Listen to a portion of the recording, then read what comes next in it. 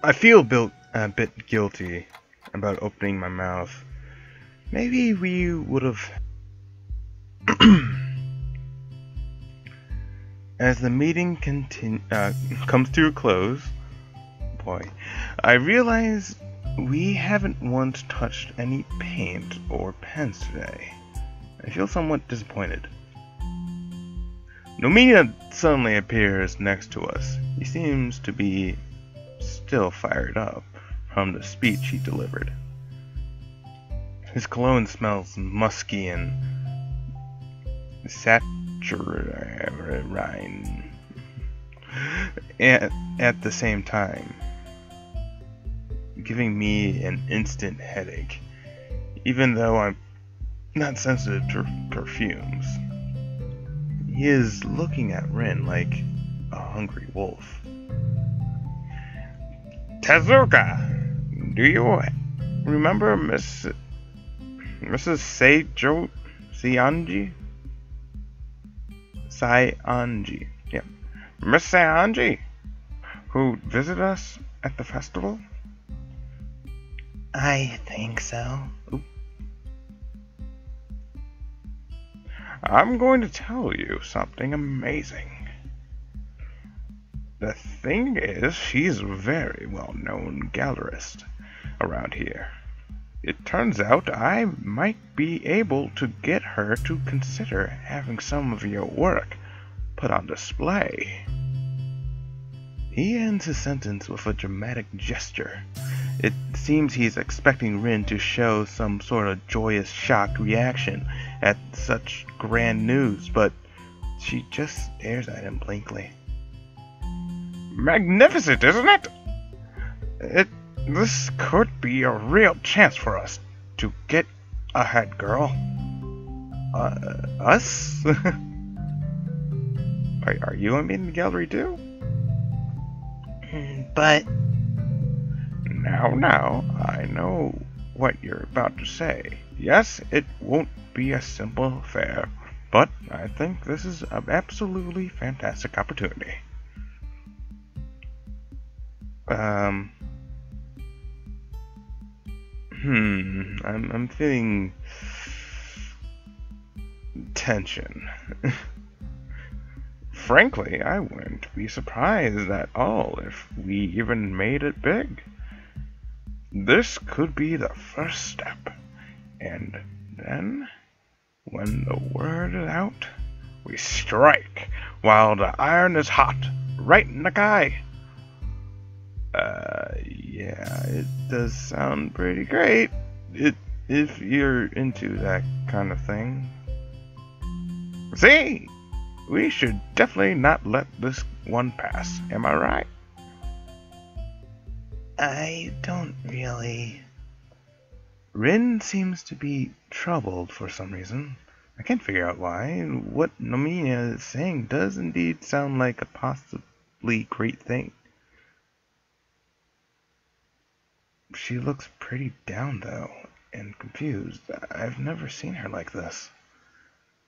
So, what do you think? Rin looks up to her teacher's glowing face, then back down at her desk. I'll think about it. Nomiya is at last taken slightly aback by Rin's lack of superlative delight. Then he smiles widely at her and gently pats her head. Good girl. Nomiya, I don't know how I feel about you now. Like, a few moments ago, you seemed like a pretty cool teacher. Like a little weird, but cool, but now you kinda... I don't know. There's a different tone to this part The club meeting is finally over, and as I lazily collect my things and help clean up, I start feeling exhausted for some reason. There isn't much to do. However, it's so over quickly.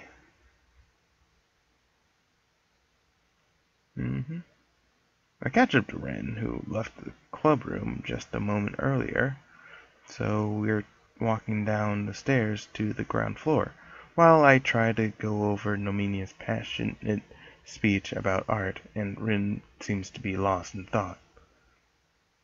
Not an unusual state for her, I've learned, but something about her expression makes me feel uneasy. Penny for your thoughts? That'd be too cheap. That's actually pretty... Yeah, that's pretty good. That's pretty good right there, Ren. That's actually... Yeah. You're just overpricing your thoughts. I wouldn't be able to sell them anyway. I'm not sure what I'm thinking yet. That'd be fraud, too. Like stealing a candy from a baby. That's theft, not fraud. I think I have to think about what I think. Is this about what the teacher said? Getting your work on display and all of that? Okay, there's the thing about what Nominia, whatever. What the teacher said that puts me a little bit off. He said, this is going to be big for us. Not her, but us. So, starting to see, like, a little hint of, problem. She doesn't answer, but stops in her tracks as we reach the lobby. We're the only people around, so it's very quiet. Footsteps echo from a few floors up as someone hurries along the hallway. A hallway. Fuck. I think I'm going to go somewhere else. Elsewhere. Fuck. I think I'm going to go somewhere elsewhere. I think she really is troubled. You want company? I can't promise much help with the thinking, but it's not like I have much else to do. I suppose to do some light exercise. If you like. Rin leads me outside to the wall behind the dormitories, where she pulled out 2 roaches and we puffed that shit. Joking. There is a small back gate there made from the same wrought iron as this main gate. It leads to the shadowy woodland park behind the school. There's a shadowy woodland park? Behind the school? We didn't get to see this. The gate is rusty, as if it hasn't seen much use. However, it sits open, so we pass through. Not forbidden for students to leave the grounds, but some might feel a little uneasy. Because the woods are haunted, dude. A path leads deeper into the forest. Tall Zelukiva and maple tree rustle in the wind, their canopies creating patches of chill air hanging in the places where the shadows fall.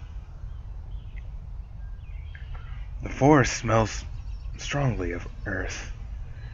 I almost feel cold, even though the midsummer day is as hot as ever. Rin trudges ahead like a sleepwalker, sure-footed, but with no apparent destination in mind. Her thoughts seem to be somewhere else. I follow a few steps behind, taking more care to watch where my feet land. The path follows the land uphill at a low angle, sometimes making little detours downhill before climbing back upward.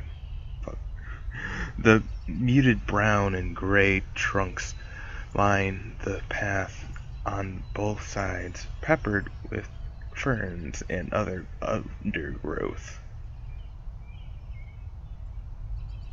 After a little while, I start getting worried. The path is still wide and clear, so there's no chance of getting lost, but it doesn't look like we have any particular destination. There's nothing wrong with a bit of aimless wandering around, but I don't want to go so far that I get too tired to walk back. I'm starting to get a little winded, and my legs feel heavy. I want to stop and get a chance to catch my breath and rest my legs, but Rin keeps on going. Where are we going? Or are we going anywhere at all? Worry tree. I see. So what exactly is the worry tree? It's just a tree, like this. She stops in front of a particularly large maple tree. Maple that might or might not be the worry tree. Its lush green leaves sway lightly in the breeze, blowing through the small clearing we entered. I guessed as much. There are people who believe that you must come here to wallow in misery. If you are miserable only by people, I mean me, and the tree isn't really called anything. So, if you're miserable, you talk to a tree about it? No, what? You can't talk to trees. What do you think I am, crazy? No, I didn't mean it like that. Or maybe you talk to trees. I'm sorry, I didn't mean to say that you are crazy, even though you probably are if you talk to trees. Oh, fucking Rin. I wouldn't recommend it either, in either case. People will think you are weird. You are a weird person. No, I just... forget it. She looks mildly confused, for which I don't blame her at all. She tilts her head a little to the side, expression melting back to her usual one. Alright, I'm good at forgetting things. So why are we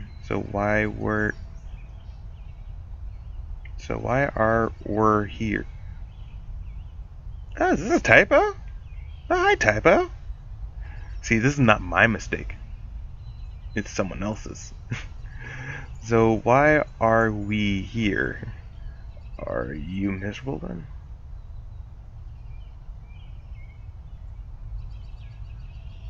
I can't read the expression she makes. I hate how bad I am at interpreting Rin's mood.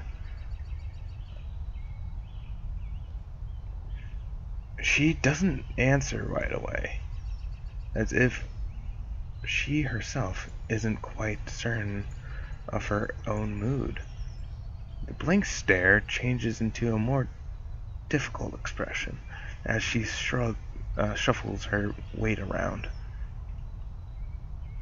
Finally, coming to a conclusion, Rin shrugs her shoulders.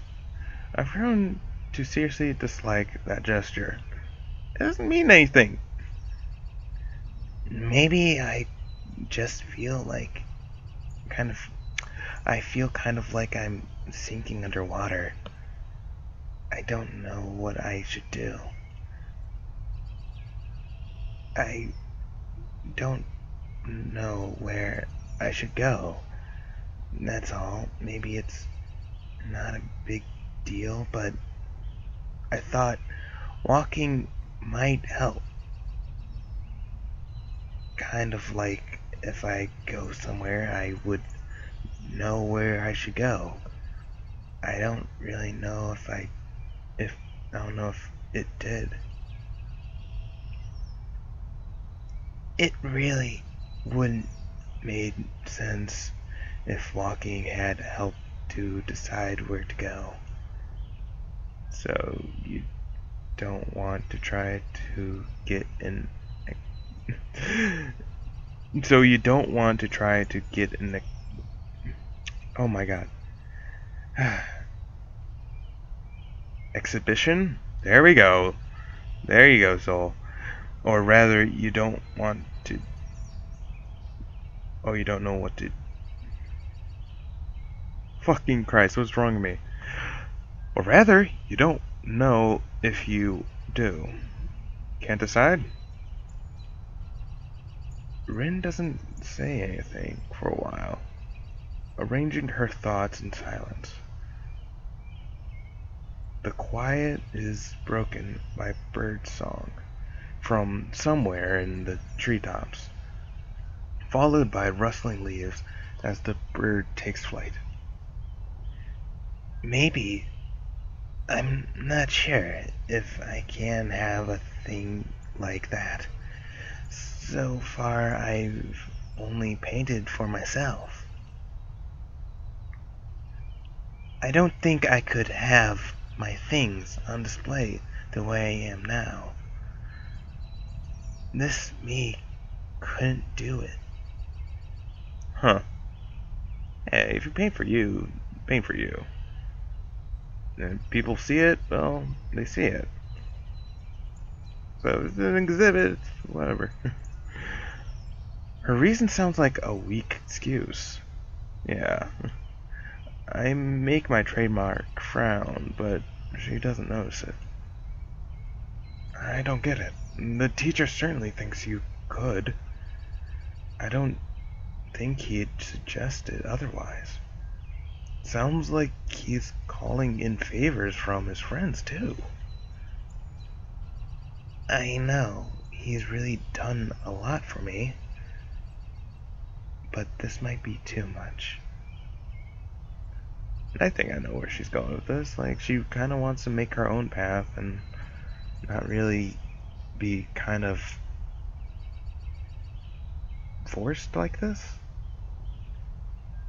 Rin's kind of a free spirit. She wants to do what she wanted to do. And Nominia might be kind of